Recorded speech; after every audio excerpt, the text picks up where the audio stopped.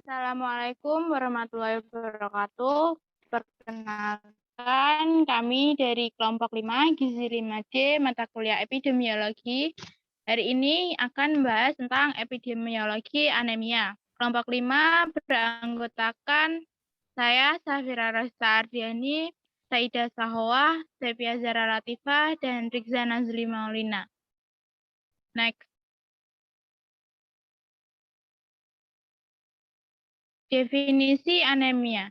Anemia berasal dari bahasa Yunani yang berarti blood. Anemia merupakan suatu keadaan di mana terjadi penurunan hemoglobin atau pemberi warna merah dan pengangkut oksigen darah per menit unit volume darah di bawah kadar normal yang sudah ditentukan sesuai dengan usia dan jenis kelamin tertentu.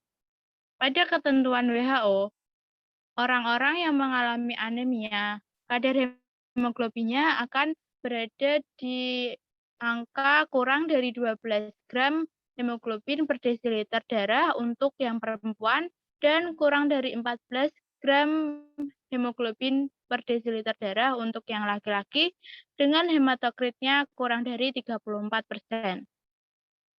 Next.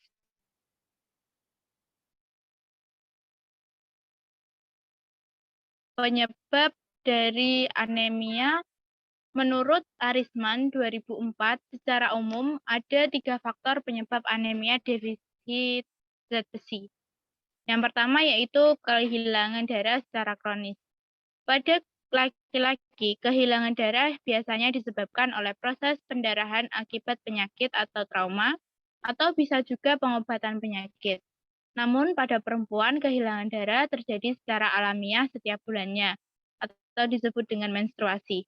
Jumlah darah yang hilang setiap menstruasi dalam satu periode itu antara 20 sampai dengan 25 cc.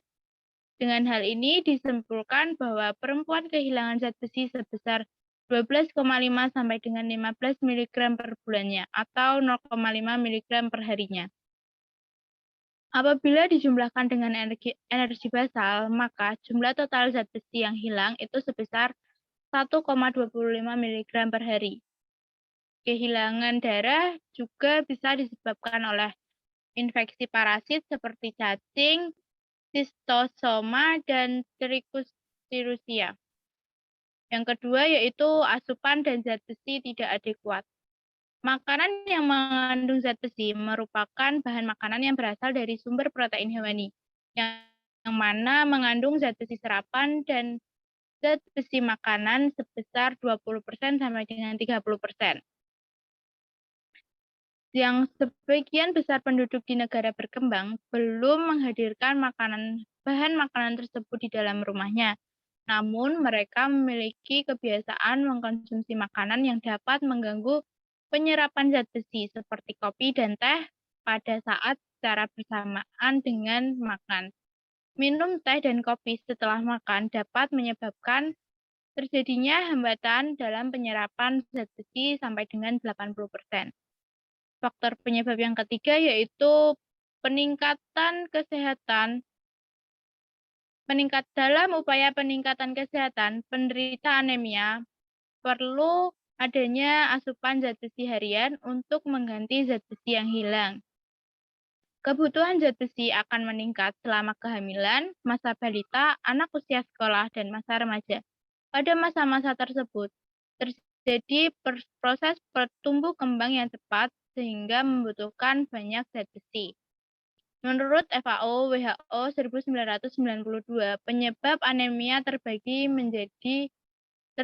dalam langsung dan tidak langsung. Penyebab langsungnya seperti jumlah Fe dalam makanan tidak cukup, terus intake makanan tidak cukup, dan mengalami gangguan penyakit seperti cacingan, malaria, dan tuberkulosis.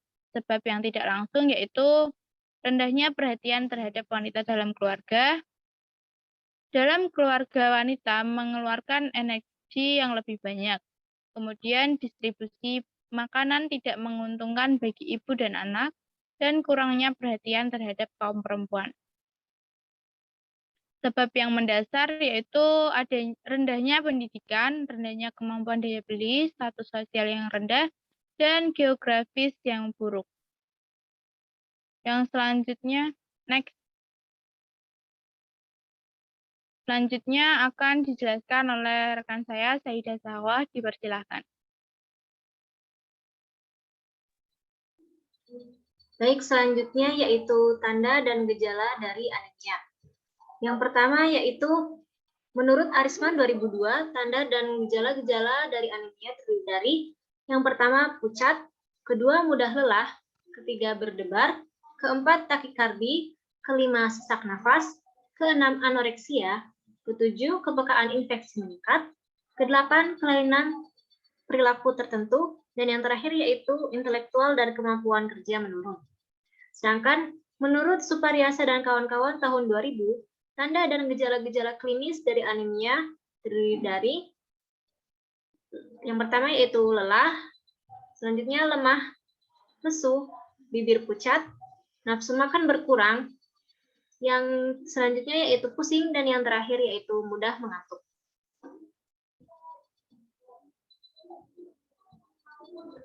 Selanjutnya yaitu dampak dari anemia.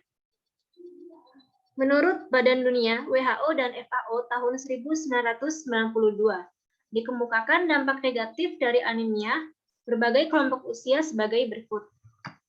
Yang pertama yaitu 75% kematian saat persalinan berhubungan erat dengan anemia melalui pendarahan kronis, proses melahirkan lebih lama atau prolonged delivery, infeksi meningkat sebab turunnya sistem kekebalan tubuh. Yang kedua yaitu anemia anak balita, menyebabkan anak apatis, pasif, tidak energik, dan kemampuan kognitif turun secara nyata. Yang ketiga yaitu anemia anak sekolah, menyebabkan prestasi belajar menurun, kemampuan verbal, mengingat, dan memusatkan perhatian menurun, absensi dan dropout tinggi. Dan yang terakhir yaitu anemia orang dewasa, menyebabkan mudah letih, kurang berinisiatif, tidak energik, kurang mampu bekerja keras, dan penurunan produktivitas kerja menurun sebesar 10 hingga 20%.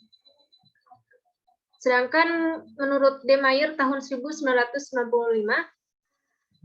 mengemukakan dampak anemia defisiensi zat besi pada bayi, anak, orang dewasa, dan wanita hamil sebagai berikut.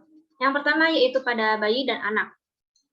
Terdiri dari terjadinya gangguan perkembangan motorik dan koordinasi, terjadinya gangguan perkembangan bahasa dan kemampuan belajar, dan yang terakhir terjadinya pengaruh terhadap psikologi dan perilaku. Yang kedua pada orang dewasa baik laki-laki maupun perempuan. Yang pertama yaitu penurunan kerja fisik dan pendapatan, dan selanjutnya penurunan daya tahan tubuh terhadap keletihan.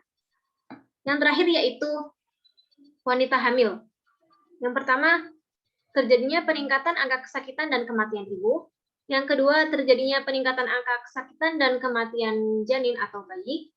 Dan yang terakhir yaitu terjadinya peningkatan risiko berat badan lahir rendah atau BBLR. Prevalensi anemia yang tinggi pada remaja putri memerlukan penanganan yang lebih tepat sasaran dan cepat. Intervensi yang berkaitan dengan pencegahan dan penanganan anemia perlu menyertai peningkatan asupan zat gizi melalui diversifikasi pangan, fortifikasi zat besi, suplementasi zat besi, dan peningkatan sanitasi serta pelayanan kesehatan. Yang selanjutnya yaitu akan disampaikan oleh rekan saya Sepia. Kepadanya disilahkan. Baik, terima kasih. Selanjutnya ada prevalensi anemia di Indonesia, di mana Indonesia merupakan negara berpenghasilan rendah sampai menengah, dengan 10,6% penduduk masih hidup dalam kemiskinan pada tahun 2017. Kemiskinan adalah akar penyebab sebagian besar kekurangan gizi, seperti kekurangan zat besi, di mana kehilangan darah secara kronis akibat menstruasi dan malabsorpsi zat besi dari masalah gastrointestinal menyebabkan anemia defisiensi besi dan anak-anak dan remaja.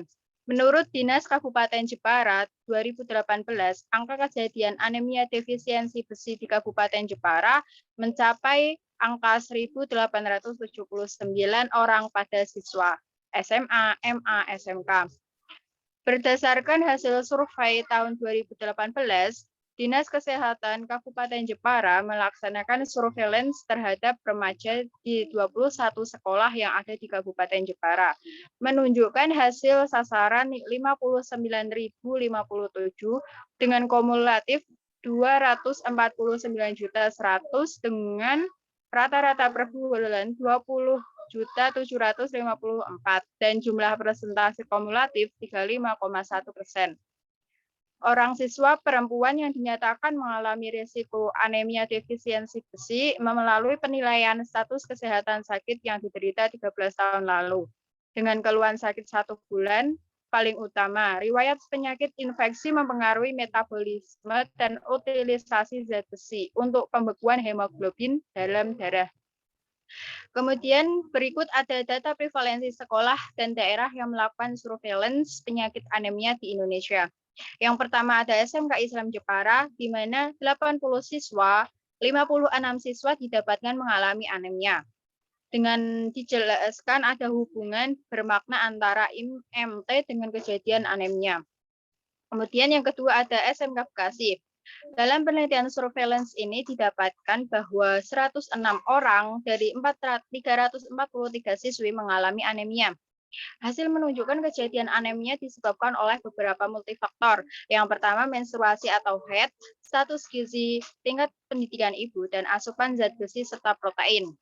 Kemudian yang ketiga ada penelitian dari Ardi Andriastuti Murti, bahwa penelitian dihasilkan bahwa prevalensi anemia, ID, dan penurunan zat besi lebih tinggi pada kelompok remaja. Kemudian yang selanjutnya ada dari SMA Negeri 2 Ngaglik, di mana 30 responden remaja putri setelah dilakukan pemeriksaan minimum terjadi kadar Hb 9,9 gram per dl dan maksimum kadar Hb 14 gram per dl. Dari 30 responden mengalami anemia sebanyak 2 orang, 6,7%, dan tidak anemia sebanyak 20 orang. Kemudian yang kelima ada dari SMA Negeri 1 Nganjuk. Dalam penelitian dihasilkan bahwa asupan zat besi kurang optimal karena makan yang tidak teratur menyebabkan anemia. Anemia juga mempengaruhi aktivitas sehari-hari remaja perempuan, mengalami penurunan konsentrasi belajar. Anemia juga berpotensi mengakibatkan penurunan daya ingat dan rendahnya kemampuan pemecahan masalah yang berpengaruh pada prestasi belajar. Kemudian yang keenam dari Provinsi DIY atau Yogyakarta, angka prevalensi anemia pada tahun 2012 sebesar 36% dan prevalensi di Kota Yogyakarta sendiri ada 35,2%.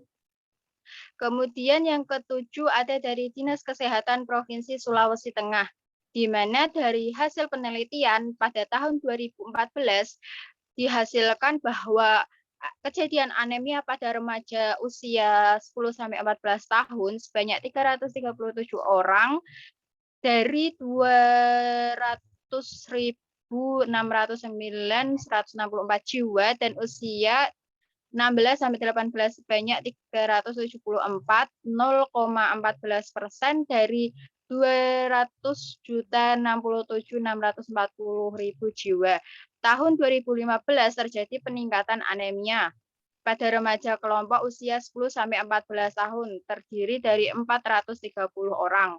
Dari 200.664.915 jiwa. Di Kota Palu, jumlah anemia pada kelompok 10-14 tahun sebanyak 16 orang dan kelompok usia 16-18 tahun sebanyak 20 orang. Dari Jawa Barat, dihasilkan bahwa remaja usia 13-19 tahun prevalensi anemia mencapai 42,4%, diperoleh beberapa faktor karena asupan energi, protein, zat besi, vitamin C, kebiasaan minum teh dan kopi, serta pola menstruasi yang tidak teratur. Selanjutnya ada penelitian dari Raditya Atmaka bahwa hasil penelitiannya menyatakan bahwa di antara 189 siswi, 69-nya didiagnosis anemia defisiensi besi, di mana angka insidennya itu 36,5%. Tetapi 7 siswi menolak untuk berpartisipasi dalam penelitian. Akhirnya dalam hasil screening rata-rata HB subjek yaitu 10,367 gram per DL dan rata-rata ferritin serum itu 8,885. Kemudian yang selanjutnya ada dari Jawa Tengah. Hasil presentasi prevalensi anemia di Provinsi Jawa Tengah yaitu 57,7% dan menjadi masalah kesehatan masyarakat karena presentasi melebihi 20%. Dalam penelitian Kota Semarang sendiri menunjukkan hasil penelitian surveillance bahwa prevalensi anemia pada remaja SMA Negeri 2 Semarang sebesar 36,7%. Dalam penelitian terbaru menunjukkan remaja perempuan mengalami kejadian anemia 83,7% yang disebabkan akibat kurangnya asupan zat besi. Kemudian selanjutnya ada patofisiologi anemia. Selanjutnya, slide selanjutnya.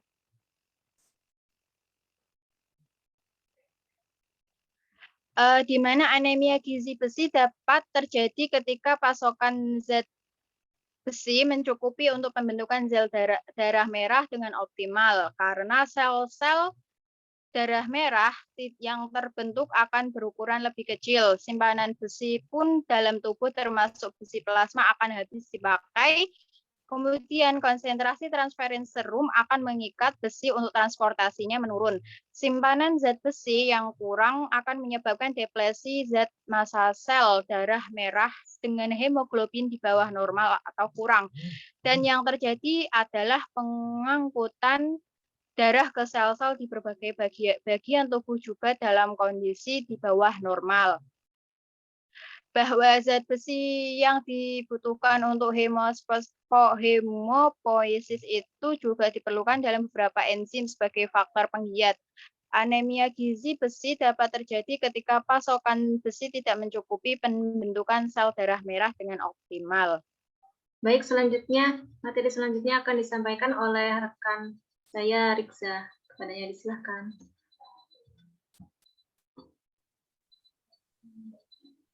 Selanjutnya yaitu etiologi anemia. Anemia yang terjadi biasanya ditentukan oleh kemampuan absorpsi besi, diet yang mengandung besi, kebutuhan zat besi yang meningkat, dan jumlah yang hilang. Kekurangan zat besi biasanya disebabkan oleh kebutuhan zat besi yang meningkat secara fisiologis, kurangnya zat besi yang diserap, pendarahan atau kehilangan darah, hemoglobinuria, dan latihan yang berlebih seperti olahraga lintas alam. Selanjutnya yaitu upaya pencegahan dan penanggulangan anemia di Indonesia. Next.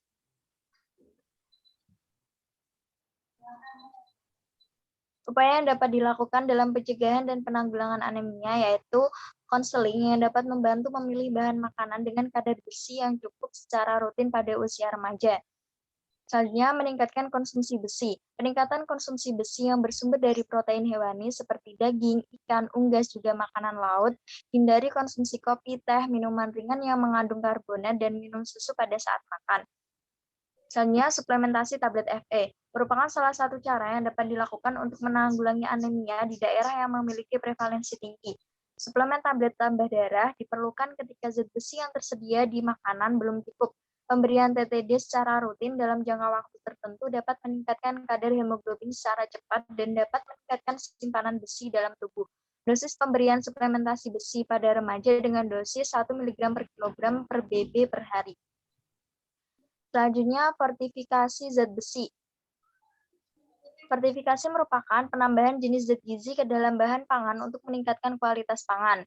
Fortifikasi zat besi pada berbagai bahan makanan yang biasanya dikonsumsi merupakan pilihan yang cukup efektif untuk mengatasi masalah gizi besi. Selanjutnya, mengubah kebiasaan pola makan. Dengan menambahkan konsumsi pangan yang memudahkan absorpsi besi seperti menambahkan vitamin C. Selanjutnya, pengobatan dengan konsumsi tablet tambah darah. Sejak tahun 1997, pemerintah telah merintis langkah yang baru dalam mencegah dan menanggulangi anemia dengan salah satu pilihannya adalah mengkonsumsi tablet tambah darah. Slide selanjutnya.